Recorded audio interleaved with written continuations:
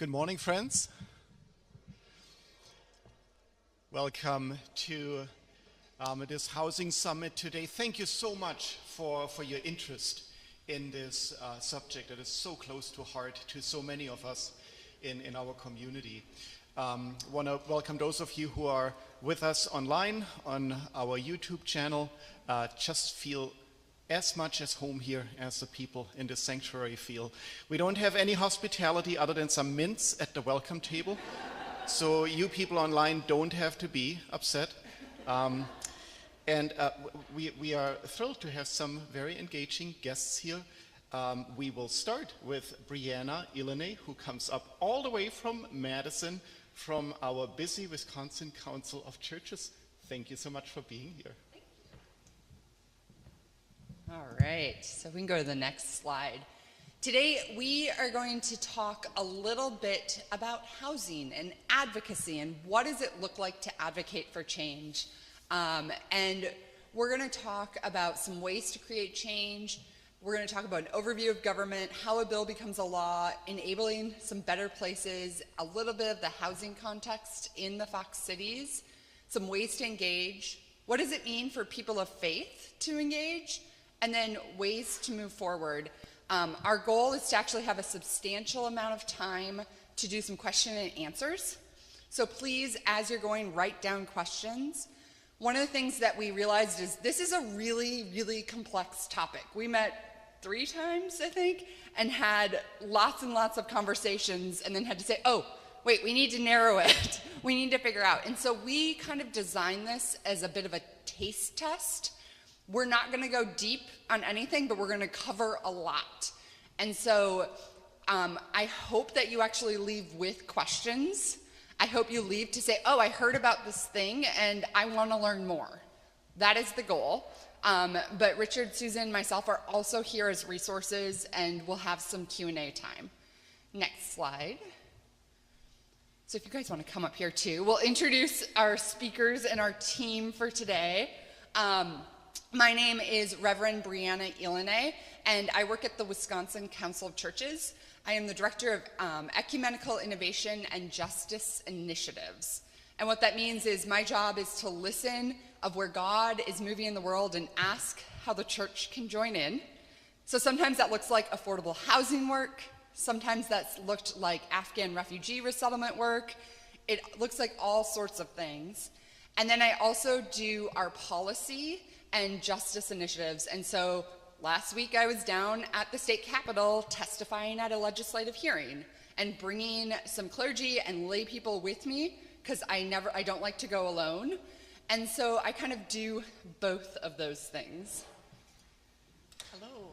Hello, my name is Susan Garcia-Franz, and I work at Winnebago County Public Health, and I am a community health strategist. And if you're wondering what that is my focus is on affordable housing, and really, as a community health strategist, I work with the community, alongside the community, and we work on taking what are the key issues, what are the systems, policies, and environment around affordable housing, and how can we benefit so that people are able to thrive, be healthy and able to thrive and have housing in their lives. So my work involves being on the Fox Cities Housing Coalition. I am on the Affordable Housing Subcommittee as the chair. I'm also on the vice president of the Fox Cities Housing Coalition, and really do a lot of work and advocacy in the public on how we can continue to make sure affordable housing continues to be available in our community. So that is my background. I've been with Winnebago County Public Health for 13 years, but in this role I've been in the last 3 years. So thank you for having us, and thank you for being here online and in person. This is such a critical topic. Here's Richard. Hello, my name is Richard Dodge. I'm on the Affordable Housing Ministry team here at First United Methodist. Our Affordable Housing Ministry team began about 3 years ago with the mission to show God's love by raising awareness about the issues of safe and affordable housing as we provide solutions to this need by partnering with others in our community. And since that time, our congregation has engaged in several housing-related engagements. So I look forward to sharing some of our learnings today. Next slide, please. And I'm going to pull this up. There we go. I'm tall. First, before we get that, though, I want to see who else is in the room. So if you are someone who is part of a faith community, will you raise your hand? If you are someone, and you might raise your hand a couple times, if you're someone who's part of a nonprofit, raise your hand. If you are someone who's part of government, raise your hand. If you are an expert in housing, raise your hand.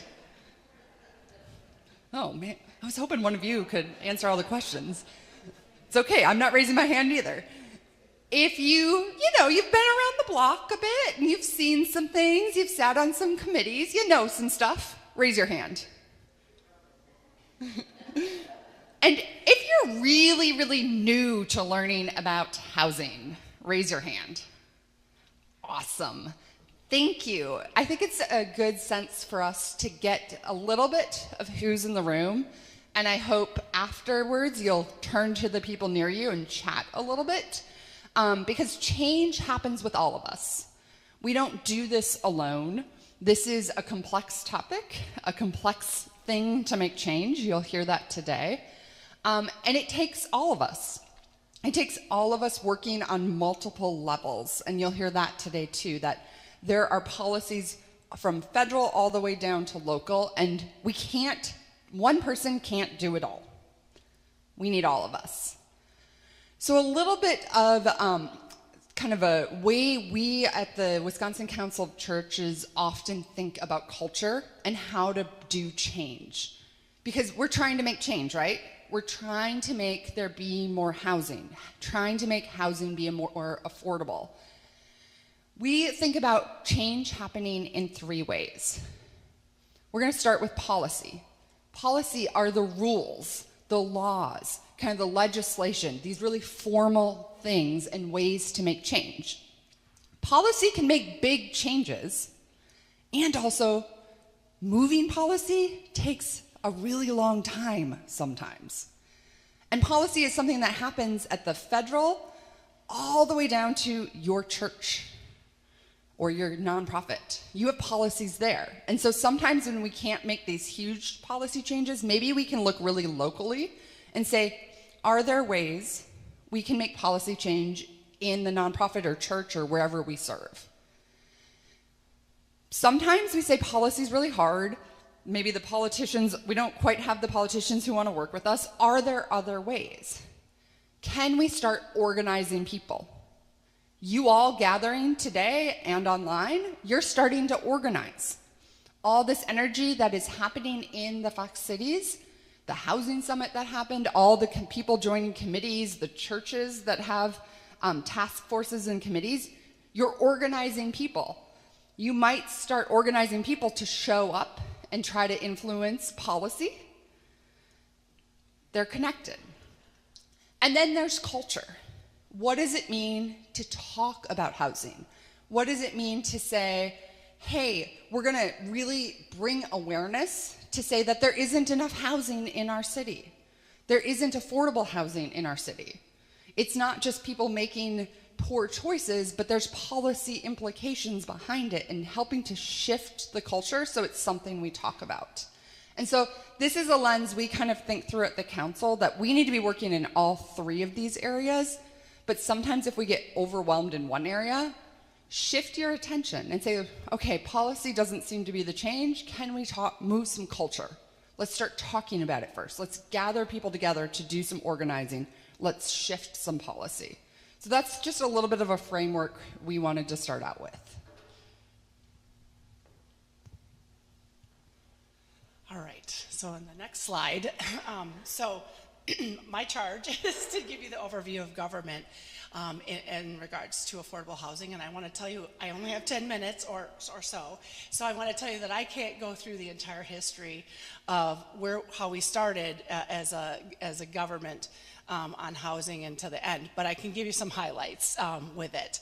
So really, we're starting out at the federal level. So really the federal government got involved in housing back in the 1930s, when the conditions of a lot of people in the United States were so poor that they really needed, there was an impetus to put in some level of policy that could then address housing generally. And so the federal government at that time started to get involved in subsidizing housing construction and then providing home ownership and rental assistance programs to lower income households since the 1930s. That's where the start came. So they, over time, while it didn't always start out as this name, the programs are primarily administered by the Department of Housing and Urban Development, HUD. So many of you know that. Some of them, some assistance comes through rural communities through the Department of Agriculture, and then there's also some tax benefit administration through the Department of the Treasury. So really, over time, there was a lot of different housing acts that came into being. So it started out with the Housing Act of 1934, and that was really a broad objective act to encourage lenders to invest in housing construction and stimulate employment in the building industry, and created the Federal Housing Administration, it's FHA. So really, there's acts that have come all along that have created certain parts of the federal government's oversight over government's role, and they've come through policy into creating administrations that eventually go on to continue on programming that really creates opportunities for people to get into housing. So, we had things like the Works Progress Administration with Franklin D. Roosevelt that did a lot of work on some of that multi-family housing projects that came through, and there was acquiring of land. And so you saw a lot of those housing projects over time. That was important to start out because that was often a gateway for people to get into affordable housing, and stood to really provide housing for millions of people in the United States. So during the Great Depression, not only was there an issue with general people being able to afford housing, but there was an issue with the mortgage, the market, where the funding of housing. So during the Great Depression, lenders were unwilling to refinance many of the loans, so that's when there became another Housing Act of 1935, and that encouraged lenders to invest in housing construction, and then with this Federal Housing Administration oversee how they were able to get more people into the ability to afford a loan and get homes. So we really had housing over time. There was the U.S. Housing Act of 1937 that put in place public housing authorities. So our housing authorities that we see today, Appleton Housing Authority, Outagamie Housing Authority, Winnebago Housing Authority, those are in existence due to some of that legislation. And then over time, not only did we need housing for the lowest income populations in the United States, but then also we found that that low to middle class was having a hard time with housing. And so there was a creation of the Housing Act of 1959 that government put incentives to persuade private developers to build housing that would be affordable for low to middle income households. And I bring up all these different pieces of legislation because they were all different pieces of legislation at the time, that the problem of the time, people came together and said, this is a problem. People aren't able to find affordable housing that are in these incomes. People aren't able to find housing in general. And they came together on policy, and it came at that federal level and put in place systems that then went on for programmatic work that let people have opportunities to different housing. So we have that federal level of housing. So there's the VA is also involved, the Department of Veterans Affairs in some of the housing, and the Department of Agriculture with some of our rural housing. So that's kind of all of those branches that are right now involved in housing at the federal level. And then we go to the next slide, which is the state level. So really, the state level, some of that federal money comes down to the states. And so through budgets and through different implementations through some of our state departments, departments within the state of Wisconsin, that money is redistributed. So the governor puts his budget submission. He's on the heels of that right now, putting together, and that's been really critical for us. Again, when we see housing as an issue in our state, it's an opportunity for the governor to put monies in that budget towards housing, affordable housing particularly, and make sure funding goes towards that. So then the state and Senate and Assembly vote on that. Ultimately, there's the Joint Finance Committee. They really have the work of, at the end, getting the budget to where we want to get it in July and voted on, so it's a lot of work, but really it's important for us to go through that process and people to have input in that. The Department of Health Services has Medicaid housing support, so oftentimes those on Medicaid are able now to they just recently passed where they can get some housing navigation through Medicaid to make sure they can have housing, realizing that housing is an important part of health. So it's hard to work on someone's overall health when they don't have a secure place to live. So it's important. The Department of Administration is another piece of the state government that they have a focus particularly on the Interagency Council on Homelessness. So we have some advocates that come to our meetings, the Fox Cities Housing Coalition meetings, to give us inputs on what is happening with that agency and what work they're doing, and then how we can impact at our local level. And then we have WHEDA, which is the Wisconsin Housing and Economic Development Authority. So while it's not a state agency, money was allocated to them for affordable housing. It goes through, they have banking, they're able to make loans, and they have different ways in which they get money out to communities. And they are often part of the process for LIHTC grants, which we may get into the weeds on that, but if you want to look up LIHTC, it's LIHTC.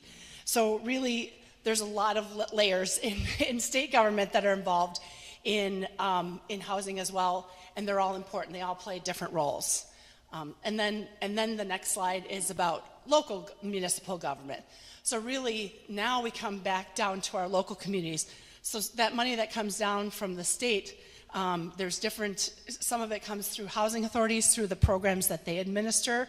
There's a whole list of programs, but it also at the local level, there's municipal government. So we have city councils, village boards, town boards. Those are the areas where you have plan commissions. Sometimes they call themselves board review or review boards, and they're often making the decisions of what your communities look like in terms of zoning and how they're going to develop.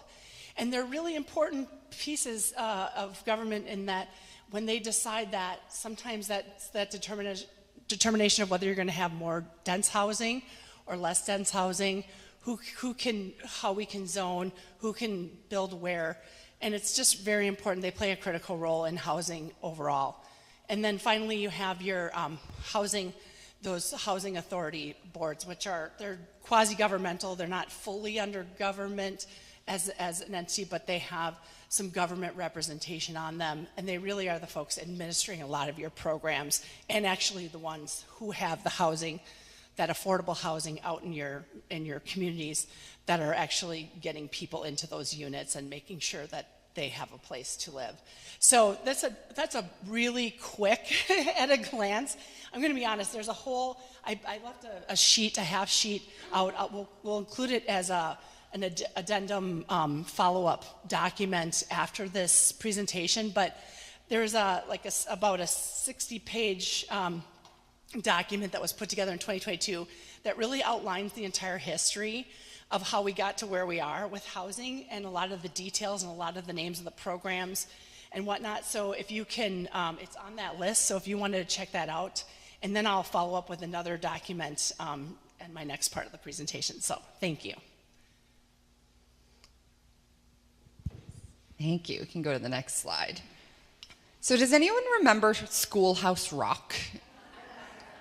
I'm going to go with yes, and how a bill becomes a law, and I'm just a bill here on Capitol Hill. So many of us have heard that song, and it talks about how a bill becomes a law, and it's really good to know if you want to follow the federal government, because state government is different. It's confusing. And so this is a document, and it's online. If you were to Google how a bill becomes a law, Wisconsin State Legislature, you can pull up this graphic. This is how a bill becomes a law in Wisconsin at the state capitol. You start you've got bills that are introduced in the assembly, introduced in the House. They need to match. They kind of work through the system. There's a hearing on both sides.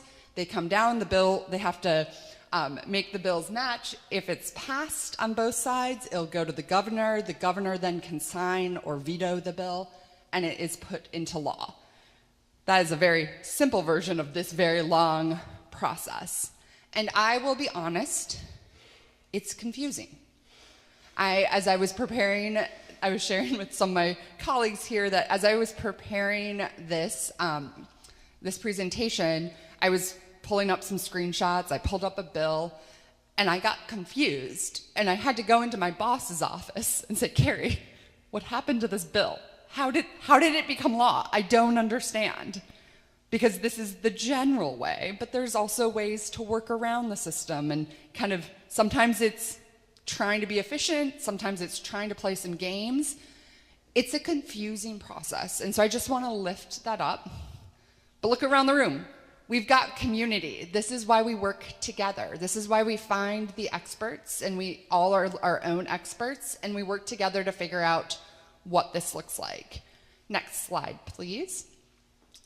One of the things as I've gotten into this work, and I'll tell you I'm relatively new, I started as our policy person about 1.5 years ago, and then when I met with my predecessor, who'd been in this position for 18 years, he was talking about, oh, we're part of this commission and this committee, and we sit on this advocacy group, and he went on and on and on, and finally I said, Peter, thanks, but I have a question. How does a bill become a law in Wisconsin? Because that previous slide, that picture, it's confusing. But what I have learned is it's confusing, but we also try really hard to be transparent. The information is out there if you know where to look, and you can follow the process. So this is the Wisconsin State Legislature webpage. If you just type in Wisconsin State Legislature, this will come up. And there is so much information on here. You can look up who are your representatives. And this is just the state, but it will tell you your federal, it'll tell you your local. You can go on here and say, well, what's happening in the Capitol today? What committees are meeting? What are they talking about? And it is on the webpage. You can look up what bills has my representative introduced or signed on to as a co-sponsor, and find these things out. And if you're following a bill and you see that you like the bill and your state rep hasn't signed on, you could call them and say, hey, I think you should sign on to this bill. It looks pretty great. Or you can call them and say, hey, I really care about housing. What are you doing around housing? How can we help support get housing in the Fox cities? One of the things I have found is, in my experience, a lot of our state reps really enjoy talking to their constituents. They want your calls. They want to know what your priorities are. Call them up and say, this is what I care about. It helps them because there's so many bills happening. But if they get a lot of people calling, if your church starts, you set a group of your church and you're going to say, hey, we're going to call our reps once a month, and everyone from our group does it, they'll start to hear, oh, there's these people in my district who care about housing. Next slide, please. Every bill that is introduced has a web page that looks like this. You can go on once it's introduced and see what are they proposing. You can go on and see when it was introduced. Oh, this is the one that confused me because if you see it says kind of there's the actions and the dates, and they waived the public hearing because this is one that they introduced the same bill on both sides and they kind of just went through. It was, I think, a pretty agreed upon bill. But most bills have a hearing. Did you know that anybody can show up and testify at a legislative hearing? You don't need to be a lobbyist. You don't need to be super trained. You can go down to Madison on whatever day a legislative hearing for a bill is scheduled, sign in and say, hey, I think you should support this bill. Or, hey, this is a terrible bill and this is what I think. Any of us can do that. I'm going to talk a little bit more about what that looks like as faith communities in a little bit. But you can see the bill text. You can see kind of some memos. Usually within the text, there'll be a nice little summary. For those of us who are not policy people, I often will click on the bill text and say, oh my goodness, I did not go to law school. I don't know what this means. But there's usually a little summary at the top that tells you what it says. I also really like, next slide, please. Another one I want to lift up is the Wisconsin Ethics Commission information.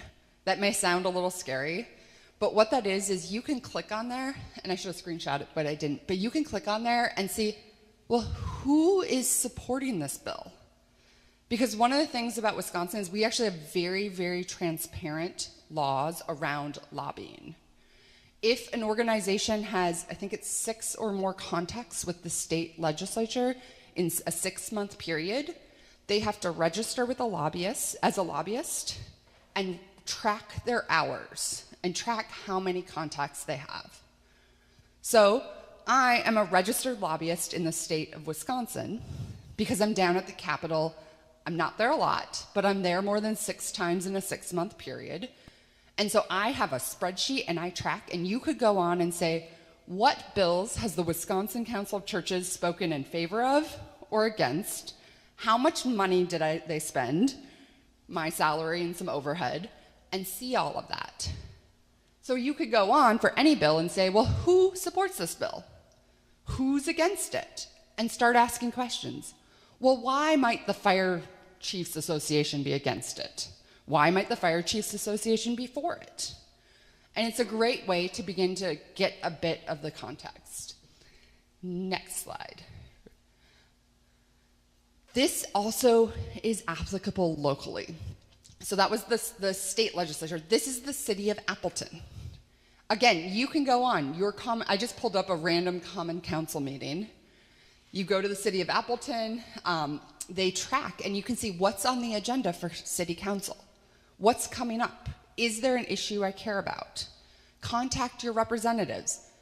And one of the things I want to say is if you build a relationship with a rep, whether it be at the Capitol, whether it be here in Appleton or wherever you are, if they start to know that you really care about this, they might also give you a call or send you an email and say, hey, there's this bill coming up and we're looking for people to speak in favor of it. Would you come talk to the city council about why you support this bill? It's a great way to get really involved. It's a great way to see the guts of what's happening. Sometimes it's also a little boring, I'll be honest. That's why you find your policy people. You find your really nerdy people who like this stuff. There are people who like this stuff, I promise you. Find those people. Have those people who will dig in deep and say, build a relationship and say, hey, call me when I'm needed. Hey, call me when there's something that is interesting. I'll just share in Madison, and I would bet there's a group somewhere around. I tried to do some digging, couldn't find one up here, but in Madison, there's a group associated with Strong Towns, which is a national organization, and they have something called a Discord server, which is an online space that people often use in like gaming and that sort of thing. But there's a Strong Town Discord server. And if you go on when there is a Madison Common Council meeting happening, there are many, many people who are online, like live chatting about the meeting. And they're talking about, well, this proposal we have concerns about, or this thing we think is really interesting. And they organize on there to say, we need people to show up to support this thing around affordable housing. And so I'm sure there are some in your city as well. And we're going to share a little bit more about some organizations that are doing this work. Maybe not quite at that nerdy level, but that will help you. Because one of the things you need, because this can be so overwhelming, is find the allies. Find the people working in this. And so we're going to talk a little bit more about that too. Next slide.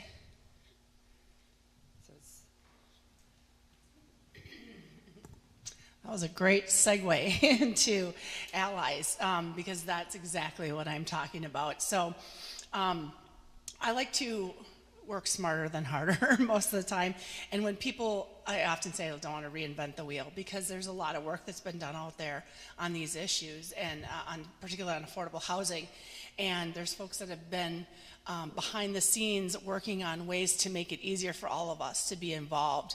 And so I came across, it was multiple years ago now, a report that was called Enabling Better Places, a user's guide to Wisconsin neighborhood affordability. And actually the first guide that I ran into was from Michigan, but then I found a Wisconsin guide, which was great. I was like, okay, we have something in Wisconsin. And it is put together by a slew of partners. So let's talk about partners. Those slew of partners include the League of Wisconsin Municipalities, AARP Wisconsin, the Wisconsin Realtors Association, WIDA, that I talked about earlier in state government, Wisconsin Builders Association, and the NAIOP, it's the Commercial Real Estate Development Association Wisconsin chapter. So a lot of partners coming together to say, we want Wisconsin communities and neighborhoods to be more affordable, and we got to find ways to do it. And so they really put together this great, it's essentially a textbook, if you will, a short textbook of things that you can do. And part of this is I do have that, again, on my sheet, the half sheet, and something we'll send later, the link to this, document. So one of the key things that they've laid out is that we need code reform in Wisconsin.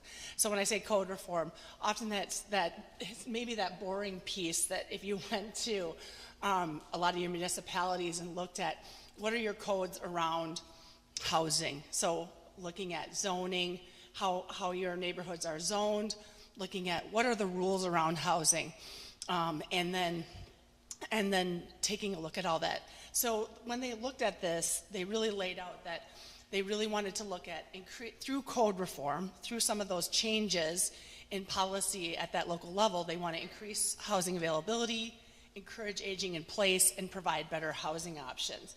So they really laid out, and if you can go to the next slide, they really laid out a process to get that implemented in our communities.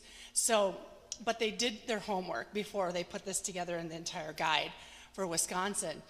And one of the things they had to do was identify local partners. So who's working at the local level already on these issues, so that, again, you don't want to just go and, it's not about just coming to the community and quick doing changes and leaving. It's engaging your community and see who's already working on these issues. So really they did a good job identifying who's already working on it, who are your local partners. And then they did a regulatory assessment. So looked at all of these codes that are at your local level that are impacting housing, especially affordable housing at your local level. So that was really important. So it's good to know the lay of the land before you go and try to change anything or get anything in place. And then they did engage with some stakeholders. They took different sized communities throughout Wisconsin, Eau Claire, a small community like Horicon, took different sized communities and went in and asked them what they were doing or how these different codes were impacting their area in order to see what that looks like on the ground. And then they learned from municipalities. I put before, there's a lot of levels of the municipality. There's city, there's those local village boards, those local town boards. They all have their processes a little bit different for each of them. When you go, it's a little harder when you get to some of those smaller communities to look where the bills and the codes are. You have to dig a little deeper. Sometimes the websites are a little bit less available in terms of figuring out that information, but it's not impossible. You just have to do a little more groundwork. So really what they looked at was, how can we do code, how can we do reform better? So if you want to go to the next slide. So they put recommendations, and they do this entire book. They kind of laid out, this is what communities look like now, this is what they used to look like, and they put everything together. And really they recommended that we look at some of these code issues. And they really honed in on some specifics. One, allowing multi-unit housing as permitted uses in single-family zoning districts. So a lot of times you'll see R1s is the way a community is zoned, but if you can allow for multi-using housing within some of those units, or change them to more variant multi-unit housing, that allows for more of these more dense housing that allows for more people to get into housing. So not everyone can afford those single family homes, and we really need to look at ways to better use our land. We don't have an infinite amount of land, nor in some of our municipalities an infinite way to grow. So we really have to look at that. The other thing we looked at was permitting accessory dwelling units. I believe the city of Appleton does have that. So really looking at those, if you will, like grandparents' home, an additional home onto your home, so that, again, more people can live within the current housing that we have. So allowing for that, so that's an important part. Adjusting lot sizes. Oftentimes we had large lot sizes, and it didn't, in terms of what house you could put in, the affordability became less and less as you had larger lot sizes. So adjusting some of those, we have communities doing that as we speak. Removing unnecessary regulations. We were going to we had a discussion in our group about a sprinkler system. Actually, one of our partners brought up the issue that when we were people were looking into renovating a parish home, and if you were going to have a large size family living in there above a certain number, you needed to put in a sprinkler system into the unit. And what happens when that's about a 10 to 20 grand investment. So it's kind of stopped the process of changing a parish home into affordable housing for a family in our community because of the being cost prohibitive. Our municipalities can change those to have those, but we need to work with partners that put that in place, of why did they put it in place, and understand it, and when can you get a variance on those kinds of rules that then become prohibitive. So there's ways to work around it. There's ways to work together as partners in finding out why policy was put into place, who was it made to impact, and what's the unintended consequence often of some of those codes that get put into place. And finally, it's parking requirements. Oftentimes, especially in a city, we struggle with, they have to have so many units of parking per affordable housing unit that goes in. It's really costly to go underground for creating parking. If anyone knows parking is one of our most cost prohibitive, where tax dollars go to oftentimes not be utilized in the way you would want it to, because parking sits empty for a certain amount of time. It's kind of wasted space if you talk to some people who look at how our space, our areas are used in our communities. So parking becomes really prohibitive, and sometimes if you can get variances on that, that can also be important in our processes. And then evaluate processes generally. Are there barriers that are put up for people participating? How you find information? Who's on our boards? Is it representative of our community? Are they diverse? Do they have someone? In the past, we've seen a lot of our local units of government have an architect, a developer, and someone else involved with building on our boards, and not community members, and then go on to see how they decide how our communities grow versus actually having more diverse representation on these different plan development boards. So next slide is the need for community education. So we really need to look at who's at the table, who can't afford to live in our community, what's it going to look like into the future, who's going to benefit when we add housing choice in our communities, and about building a coalition. And some of this work's already taken place in some of our communities, but this is important work that has to get done. So the next slide is where Richard's going to tell us how it works here.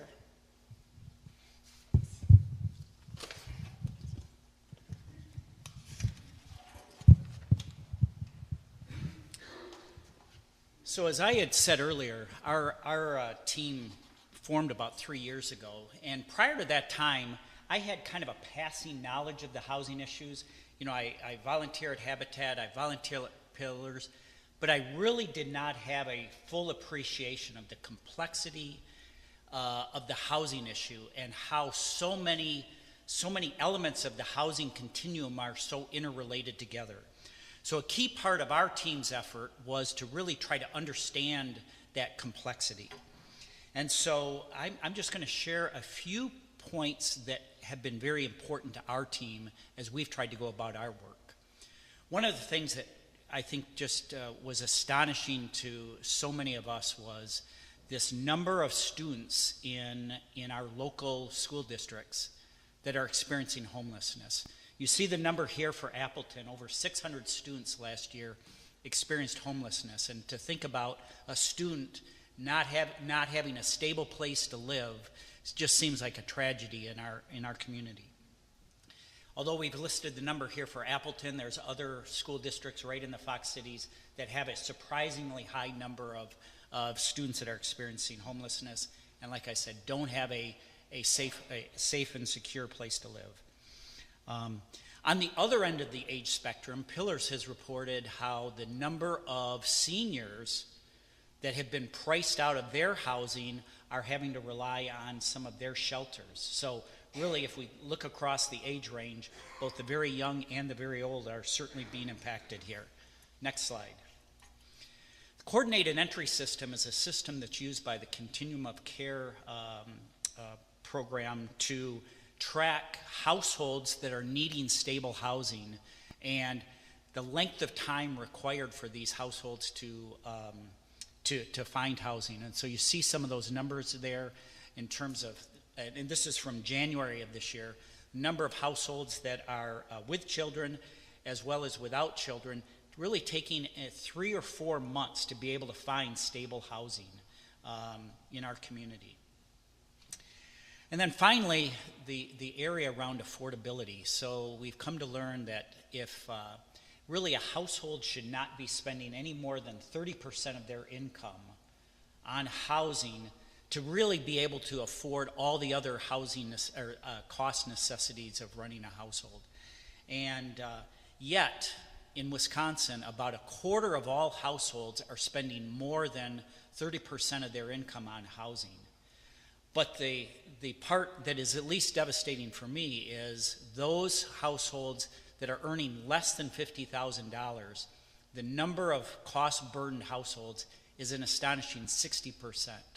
And so you really see how much housing is impacting those households that have low and moderate income. And so these are the kind of things that have informed our work, whether it's related to homelessness or affordable home ownership. So the next slide.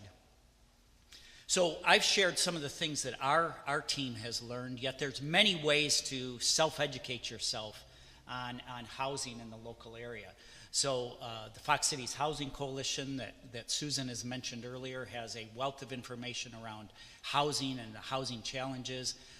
Some of the great housing organizations in the area, Habitat and Pillars, have some excellent information. There's some stuff at the state level. This Kurds of Wisdom has a number of recorded learning sessions, and even at the national level, some information on how do you understand and appreciate the complexity and the challenges in housing. So we've shared, some of the things that have affected our work, but I think what's really important is that you develop your own story. You find the challenges that are important and that you're passionate about and that you want to be engaged in finding solutions on. Next slide. So I have also come to appreciate that, we can talk about all these statistics. We can hear personal stories. We can see these big, complex, hairy problems. But I've come to appreciate that being able to narrow those down to specific decisions that policymakers need to make is very important. And I'm going to lift up just 2 examples of that. So WISCAP is one of the agencies focused on trying to prevent poverty here in Wisconsin, has been supporting and trying to get this Wisconsin Opportunity Act through the Wisconsin legislature for actually a few years now. And this legislation is designed to aid communities in fighting against poverty, and with some specific investments in housing and transportation and some other things. And this is an example of where your voice, reaching out to your state assembly person or your state senator could have an impact on getting that act through the state legislature. Next slide.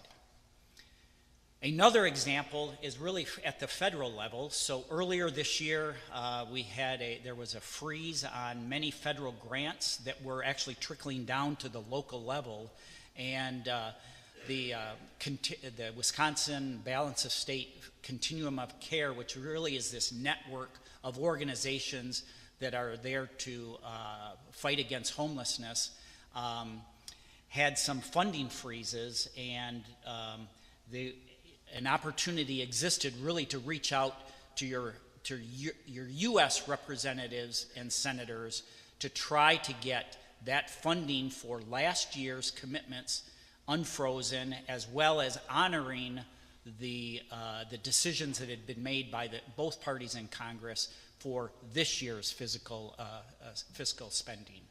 And so this was an example of reaching out to your U.S.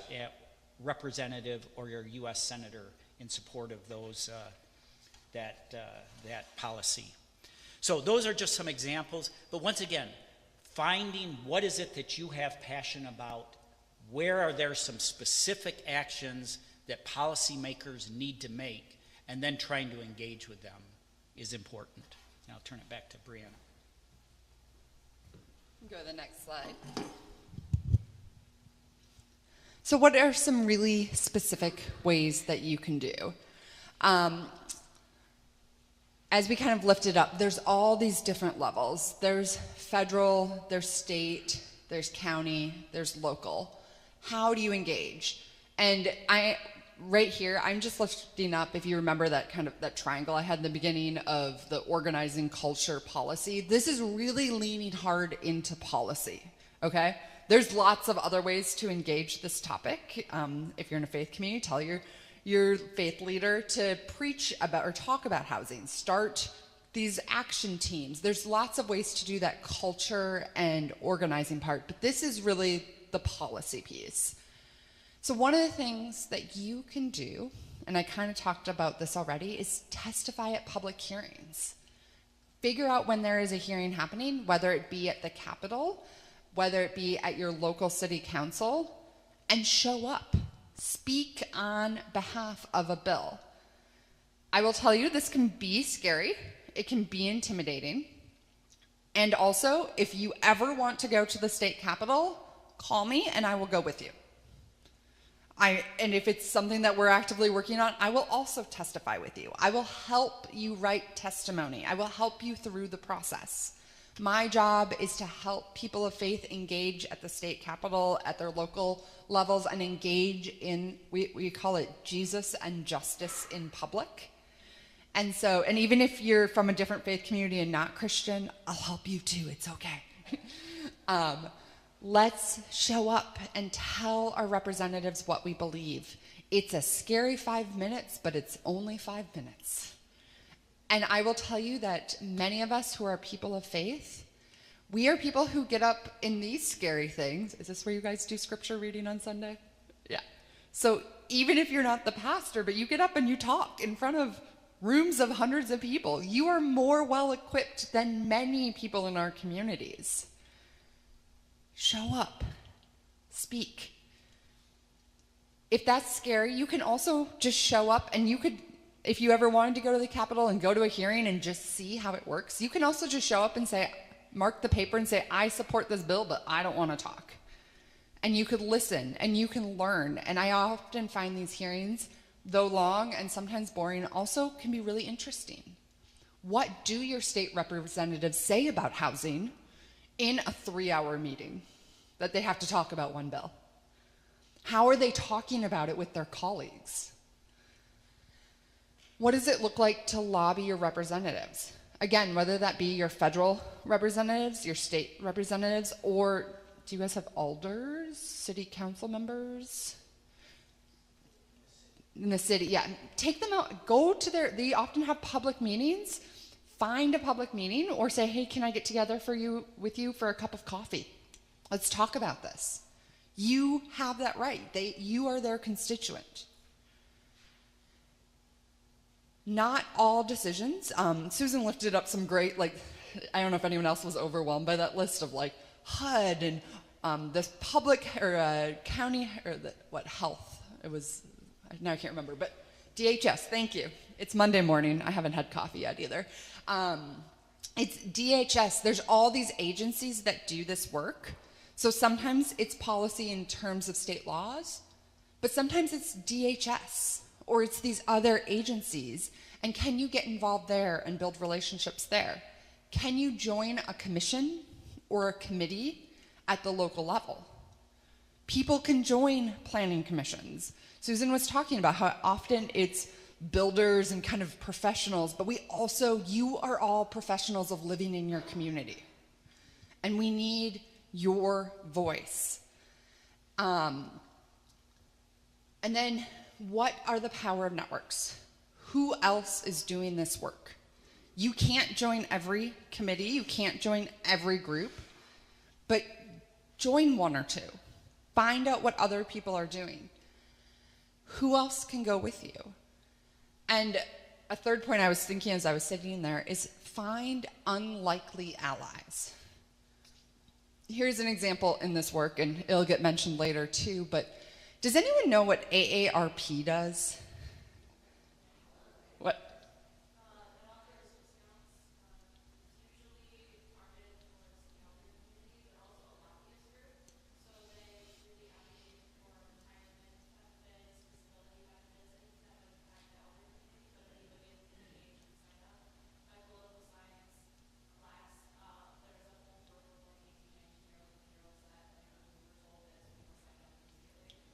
Yeah. Yeah, so you get AARP, we often think about the discount. I am like your political science class. I keep saying I'm going to sign up for the discounts even though I'm not retired. It's the best kept secret. And they lobby for things, you said, like health and retirement. Do you know what else they lobby for? Housing. Did you know that AARP was founded as a housing organization? They started in housing because they looked around their communities and saw the older people who were retired in their communities didn't have safe, affordable housing. And I find that fascinating because I had no idea, but I've gotten really involved. And I found when I have questions on housing, the first people I often call in Wisconsin are my colleagues at AARP. They have 2 full-time staff members working on one at the state capitol and one on more local issues, but then they also have some of their other staff. They're working here in the Fox cities. They're trying to get people to show up at city council meetings. Who else are those other allies that might not be the first people you think of? Refugee resettlement agencies are huge advocates around housing because they're trying to resettle families. And the first thing they do when they resettle a family, find housing. And then they encounter the fact that housing is really hard and expensive. Who are the other allies in this area? Next, please. So I want to talk a little bit about what does it mean to do advocacy as people of faith. So if you remember the question I asked you all earlier of who is an expert in housing, and nobody raised their hand, right? That's okay. We're all learning. But you are an expert in you. Richard talked about your story. You might not be an expert in theology, but you are an expert in what does it mean to live, what does it mean for you to live your faith in your daily life? What is your inspiration for doing this work? Is there a faith reason? And the fancy word we talk about is you are doing, when you show up as a perfect person of faith, you're doing public theology. You are living your life publicly, your theology publicly. You're saying, I am showing up as a person of faith. For me, my call of following Jesus says that I care for the poor and the marginalized in my community, and one way I do that is to advocate for fair housing, to advocate that everyone should have a place to live. That's one of my reasons, and I invite you to spend some time to think about that. What are your stories of faith that propel you in this work? Last week, I mentioned I went to a legislative hearing on a different topic, and it was on public safety, something I am very much not an expert in. And I had a little bit of a moment where I was talking to my boss, and I was like, what if they ask me really hard questions? Like, this is not my area. I don't know about this stuff. And she said, Brianna, you're not showing up as an expert in public safety. You're showing up as a moral voice. You're showing up as the Wisconsin Council of Churches, as a faith leader. And so this is your expertise. What does it mean to share that? I think so often, sometimes in the faith community, we've been a little hesitant to share our faith stories, but what does it mean to show up to say, you know what, my faith calls me to this. This is what our faith is to care for our neighbor, to love our neighbor, to take care of the people in our community who need help. And that's sometimes a different faith story than we hear kind of bandied about in the world. And so how do we lift up that? And it's a great way to share. It's a great kind of thing that might make your testimony more interesting. If you are part of a faith community, you also have a built-in group of people that you can say, hey, let's go together. Let's do this. But one of the things I want to caution us on just a little bit is, what does it mean to speak as an individual versus as a church, or if you are ordained as like a pastor or clergy person? When you are showing up with your state representative, you typically are showing up as an individual. You might be with a group of your church people, but unless your church or your faith community, unless your faith community has said, you know what, we as a congregation support this thing, and we are kind of sending you to go talk to our state representatives on our behalf, which might involve going through your administrative council, like getting some permission, that can be really powerful. You can do that, but you need to make sure to do that if you're speaking on behalf of your church. So instead, it's a lot easier to show up and say, hi, I'm Brianna. I attend First United Methodist. I'm a member at First United Methodist Church, and I'm here to share my story of why. You can share your affiliation, but you're not speaking on behalf of your church or congregation or faith community unless you have permission. That also does get a little into lobbying laws. As I mentioned, we have really strict ones in Wisconsin. If your congregation wants to get really involved, wants to be speaking up, wants to show up as your congregation or as a nonprofit or that sort of thing, you're kind of an official spokesperson. Usually when it kind of becomes more official when it's a paid person on that behalf, you need to watch how many touches you have with your representatives on behalf of that organization. And if you do that, you might step into the space of lobbying and need to register as a lobbyist. Now, if you're part of the Wisconsin Council of Churches, you can always kind of join with us and be under us, and we hold that for you. A little bit, I also want to say, just a lot of people say, well, this sounds really political. I'm talking to politicians. Aren't we supposed to keep faith and politics separate? And one of the things that we talk a lot about is everything is political. You are either supporting something. Silence is usually supporting, or you're pushing against it. Political is just how we show up, the politic of life. It's how we are in relationship with each other. We can be political as people of faith. We cannot be partisan. So I cannot say, well, vote for this person because they support affordable housing. I cannot say, well, all Democrats believe this and we support the Democrats, or all Republicans believe this and we support the Republicans. That's getting into partisan space. And that moves you from what's a 501c3, which is like a nonprofit, into 50c4, which is political organizing. There are organizations that do that. I think Richard's going to talk about Esther, which is an organization here in town. They are part of Wisdom. They are 501c3s, but they do have a 50c4 arm that does this much more extensive lobbying. The other thing that kind of pushes you into the space is if you stopped having Saturday, Sunday services, and you only did organizing and we're only going to work on affordable housing, and you stopped doing all the religious kind of non-policy work and only did the policy work, you'd become a 501c4. But you also wouldn't be a church or a synagogue or whatever that is anymore. And so there are lines, but you also have a lot of freedom in that lines, and I just wanted to lift that up a little bit. And now I'll hand it to Richard.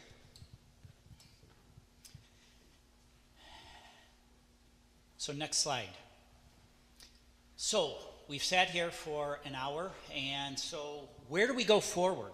What are some of the ways to move forward to try to more effectively advocate for affordable housing in our community? Well, as Brianna has said, probably one of the most important things is to set up a visit with your local or state representative. Try to understand what are their priorities, what are your priorities. Really try to build a relationship that could be beneficial in the future. Brianna mentioned how sometimes those representatives may reach out to you and ask you to speak on behalf of something. But really build some relationships with those representatives that are there to serve you, and so that you can understand where they're at and they understand where you're at. There are some additional advocacy trainings being held in the state of Wisconsin, down in Madison in both April and May. So you can see WISCAP that I mentioned earlier is having a state legislative training on April 8th, and the Wisconsin Council for Affordable and Rural Housing is doing some training on May 14th and 15th, if you're interested in either of those areas. Next slide. And then there's some advocacy days. So I've come to learn. Brianna's been a great coach and is very informative. April seems to be the time of year where there is a huge amount of these advocacy days where different organizations arrange to meet with state legislators. So you see WISCAP has some an advocacy day on April 9th. That's one day after their training. So you can go down and spend the night in Madison if you'd like. Brianna mentioned Esther, and there is a Madison Action Day coming up on April 10th, and also AARP has a advocacy day on April 15th.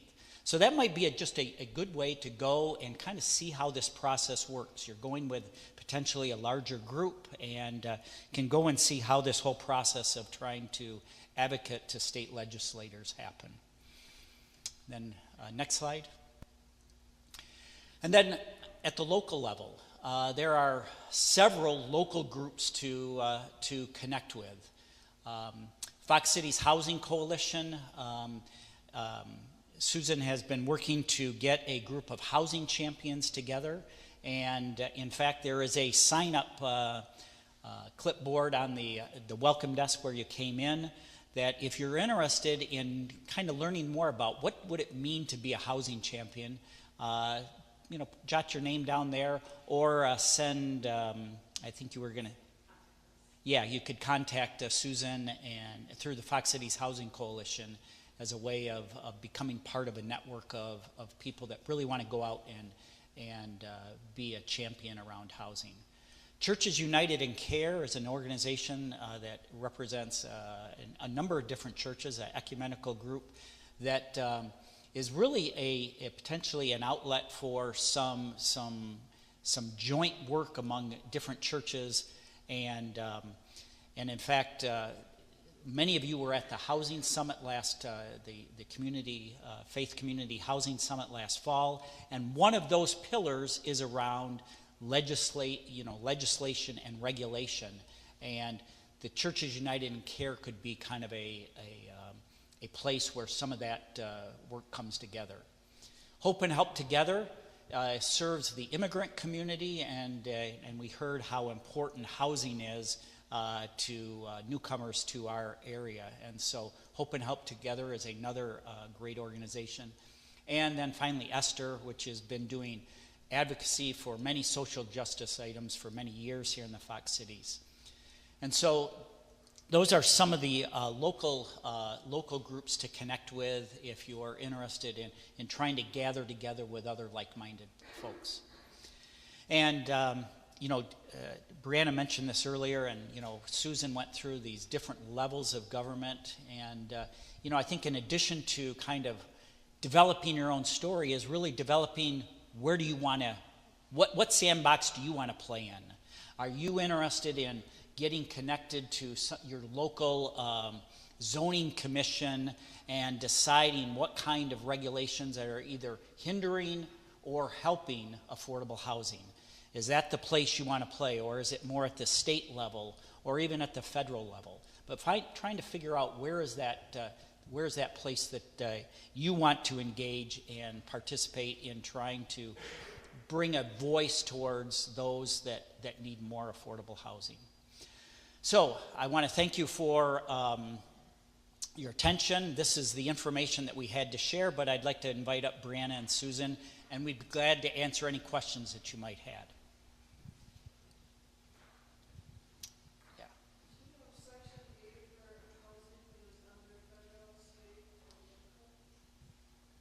I think the question was, is Section 8 housing under federal, state, or local level? And yeah, we lean on our everyone in this room. Hi, I'm Donna with the Appleton Housing Authority. Section 8 is HUD funded. We get our funding through HUD.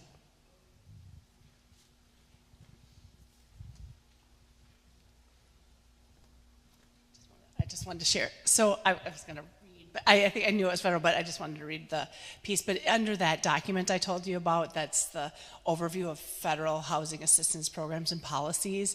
If you get that, it does kind of explain all the different programs and how they're funded. I didn't go into details because I had 10 minutes, but it talks about everywhere from Section 8 to public housing to there's a home program. I'm sure we could go, there's a laundry list of programs for which we could go through.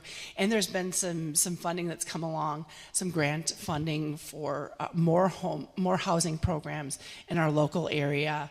It's a lot to know, and it's a laundry list. But if you wanted to get this as a base document, and then again reach out to our housing, it's foxcitieshousing.org. There's a contact us. If you have any questions or you want to become a champion, we'd really love to have you reach out and ask us questions and work with us so we can work together, because everything is. It's intimidating when there's a lot of knowledge you feel like you have to have before you can step forward. And I feel like we can work together on that we don't have to, you don't have to be overwhelmed by the amount of information out there. Sorry. Yeah. Here. I've sent a letter to a legislator who's on the wrong side of an issue. I've given him my location and my affiliation and my reason for advocating as I do, which is different than what they're doing. But then I add a bit about how what they're doing might embarrass our party at the next election.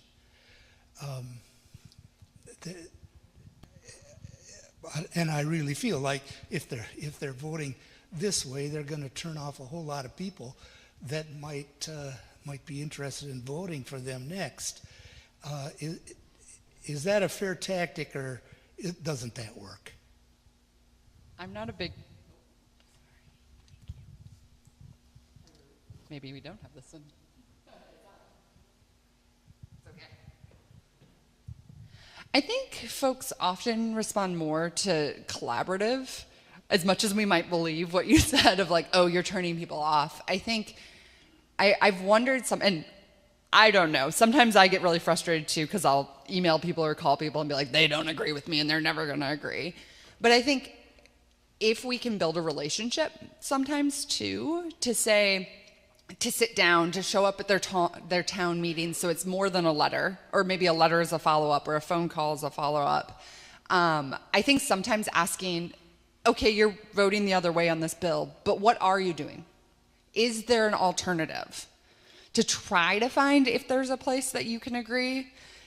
Because otherwise they're going to say, well, they just disagree with me. I'm going to listen. This is some loud person in my district. And so how do we build cross-partisan or people, how do we build some sort of bridge with people who disagree with us, because we are in such a polarized society? One of the things I will name is there's lots of shifting right now at the state capitol with the redrawing of the maps. And so for so long it's been very, well, Democrats vote one way, Republicans vote one way, and there wasn't a lot of working across the aisle. And there is hope with some different maps that there might be more willingness to work across the aisle for people to find those places that they can have in common, because that's what we need.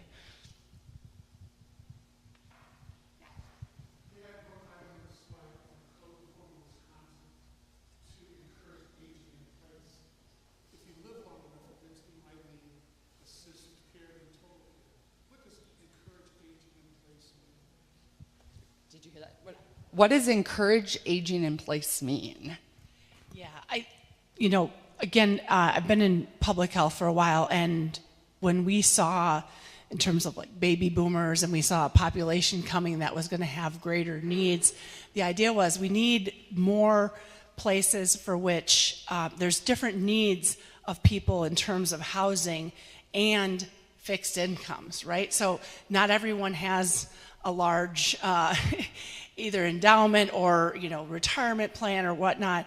And so to have all the layers of options for aging in place and with needs wraparound, we call wraparound services or services that are offered out so that people can age in place. So oftentimes people don't need to necessarily move to a facility when they have an issue, but can have some in-home care. And we have that in our communities now. We have more options for people and more affordable options. So I think that's out in our community. We're finding that if there's not affordable options for a next step, or there's not availability, there's oftentimes wait lists, then people are, those folks that have more needs as they age are stuck, if you will, and we're not finding movement of people moving out. So it's kind of that balance of being able to move on to a next place that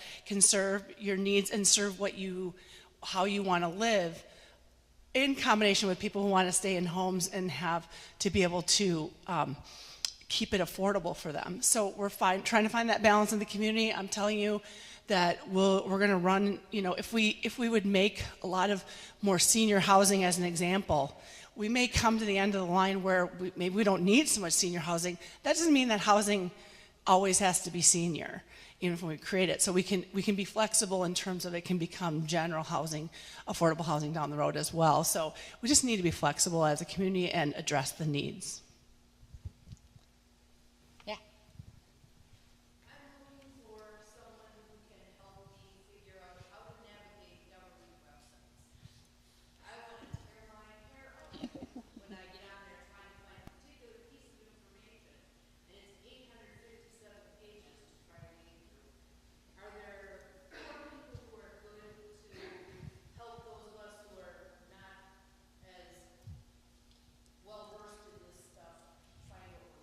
So looking for help to navigate government websites. Are you talking about like following policy or following like services?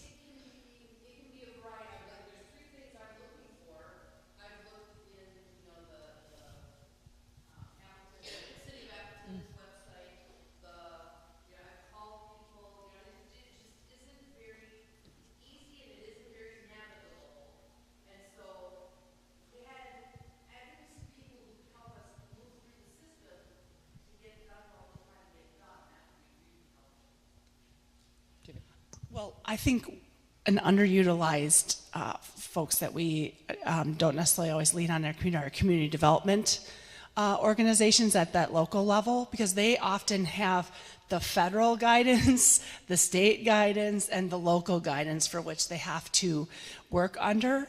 And I think they are hired as experts in community development in those areas, and then often can be asked resources. So I would definitely utilize them as a resource. Community development. So it's the cities, all the cities, the towns, and the villages all have a person. Sometimes it's one, sometimes it's many. So it depends on the size of your government unit. But those folks are really, we need to be in communication with them on regular, because they are the folks that have that communication line between legislators, decision makers, and oftentimes what's happening in the community and what are the possibilities.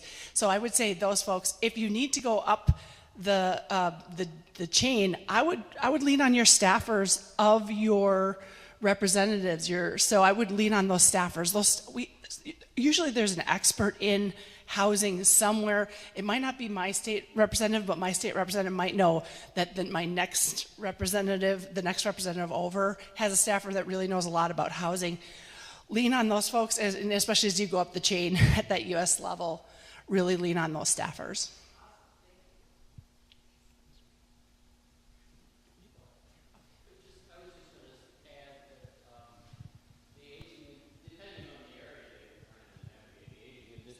Resource centers that counties run are really good resources. Sorry. We didn't want people online. All right. The Aging and Disability Resource Centers, if what you're looking for is related to later life or disability. Absolutely. Unfortunately, a lot of current people in power only care about return on their investment. So, is there any statistics out there or places we can look at to see what happens when government invests in better housing? The impact on more than just that family, the greater population, the locality, the economic impact of businesses, better performance of students in schools, medical burdens on our medical resource people. Hard numbers. I don't know if they exist, but that would be a powerful way to influence people. I was going to say we probably have more about the burden numbers, Deb, the other way around than we have it on the opposite way. But I think we can invert those numbers, or we could maybe flip that of when we have a burden, what does that mean, and then kind of turn that narrative. So I think there's ways we could do it. We have a Fox Valley Data Exchange organization. That's a new organization out there that really can help nonprofits and other organizations with data and trying to get it as close to real time as possible. Some of our data that we're pulling is a little bit far out, but as close to real time as we can. And things like resources like that should help us be able to tell more of that timely story.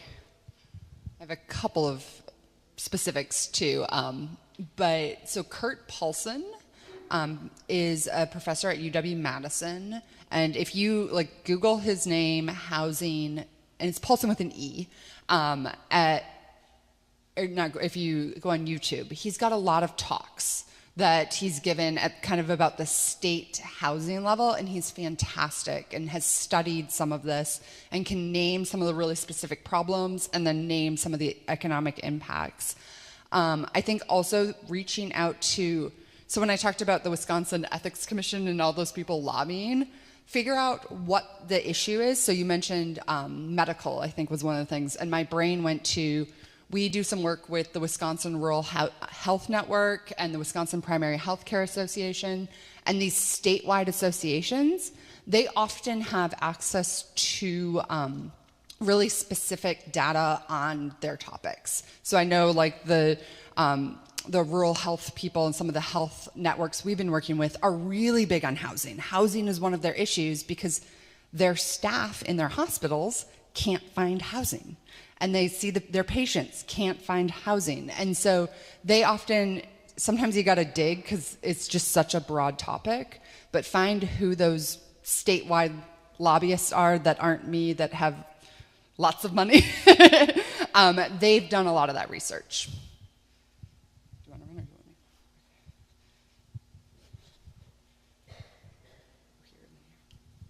I just want to mention possibility of alternative temporary housing, especially for those who are waiting or when it's cold.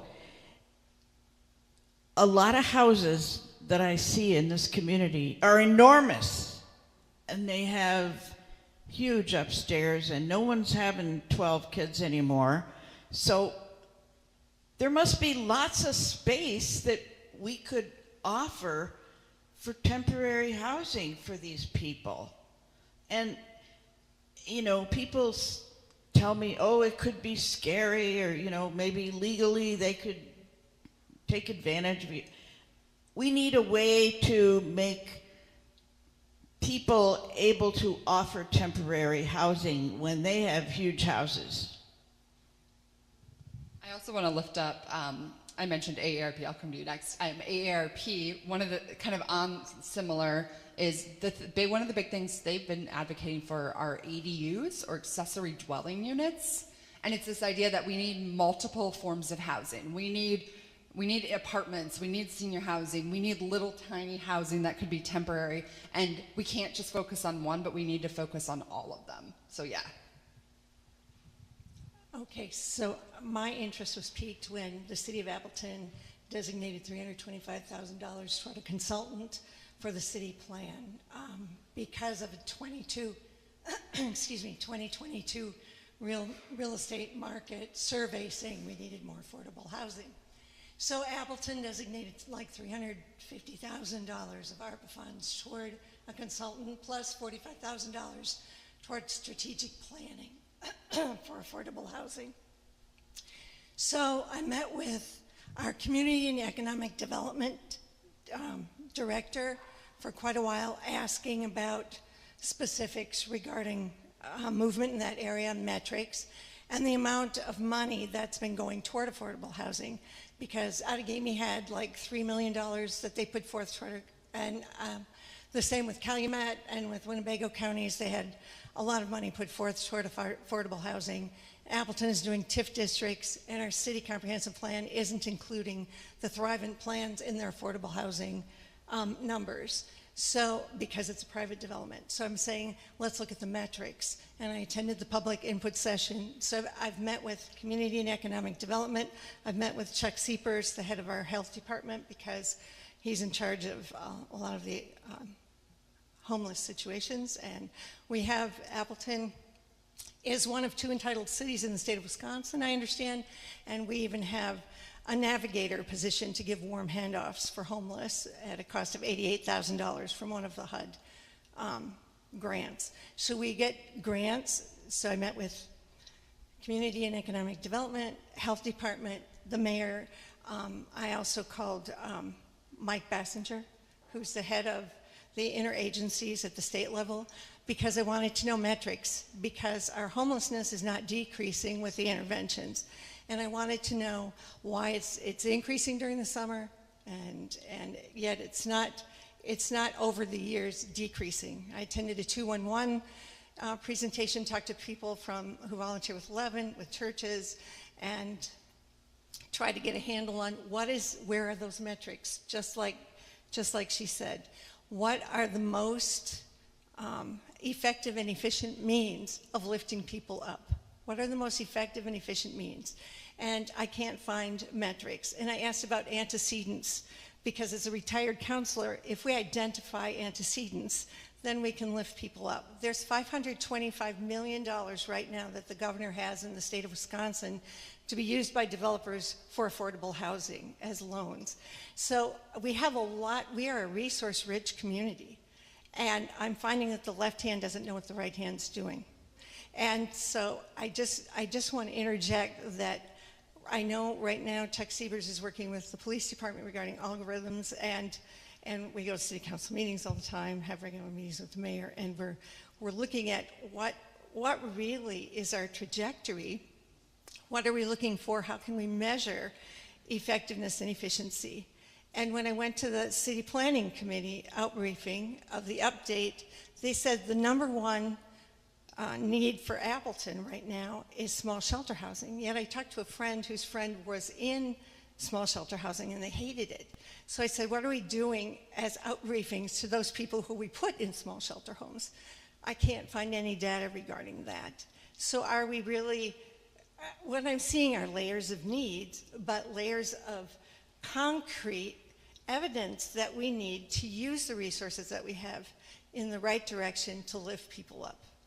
And I've looked at the stats for pillars and COTS and Habitat for Humanity and Appleton Housing Authorities. And when you look at them, it is an overview, but it doesn't necessarily change the stats. So, I mean, it's doing what we're doing, we're plugging. But I was surprised at the city outbriefing that Appleton, for instance, in the range of income from $15,000 to $30,000, has an excess of housing in that range for both rentals and for actual ownership. I mean, when you look at our outbriefings, it's quite interesting. So if we're focusing on the homeless, then we really need to look at stats and where we're going, and are we putting our money honestly where it needs to be? I think you've lifted up the complexity of the problem, and like just how hard this is. And you plug one hole and then you find another one, and that there's things, I mean, it's complicated. One of the things I think about too is that right now there's a lot, we don't have enough housing, we need more housing. There's some reports that say, well, 20 years from now, we're gonna have too much housing. And so it's messy and it's complicated. And so I think that's just, I wanna affirm that. And just when that last different quote that you put about the number of people having open housing in a certain category of individuals in terms of income, we haven't raised the minimum wage in Wisconsin since I think it was 1986. What year are we? 2006 maybe it was. We're at $7.25 an hour. What that means is anyone now working at, say, Target, making $14 an hour, no longer qualifies in those areas, but still has great need in terms of meeting their housing cost needs. So as we don't adjust the minimum wage, what ends up happening is that a group of people move out of the categories of qualification and then move into this in-between space where they're in and out of housing on a constant because they can't quite afford the housing that's on the market that's been taken over by a lot of corporate interests that have come in and bought up rental units and non-lease renewed and then increased rents, and then they can't turn around and afford it. So we really have that in between. So the devil, sorry, I'm in a church, I was like, the devil's in the details, but it's really about knowing, again, that piece where knowing where people are in terms of income and the time in which we haven't increased that. So the qualifications for the programs become less and less people. So people are over income all the time for some of those homes that are available. We don't adjust our policies quickly for those when those things happen. And so then people become caught in between in those gaps. We have a lot of gaps, and the gaps are widening. And so if we don't, this is our opportunity to have more voices of when you do your explaining what it took to do the homework to even find out what the situation is and then how to move it, because it is complex, and there's a lot of little pieces in there where we have to know all those stories and details of people that got left behind and raise those up to those of our legislators that just don't see the unintended consequences of them not moving policy. So, what happens into our communities? We have more people that need that little bit of assistance. My husband and I were in a housing home buyer program back 22 years ago. And he got his visa from Ecuador. He didn't have credit history. We wanted to buy a home together. I had an okay credit history. We were able to work with a home buyer program in Winnebago County that allowed us then to get a lender that allowed us then to buy a home of which we still live in and allowed us to be part of that community. And so people, don't always know those stories of what it takes, but often put people in the category of those people needing those programs. I'm one of those people that need one of those programs. So just to let people know that, again, it's real. Those programs get very complicated in terms of income. So we really need to keep looking at those. Yeah. You have the last question. Last question.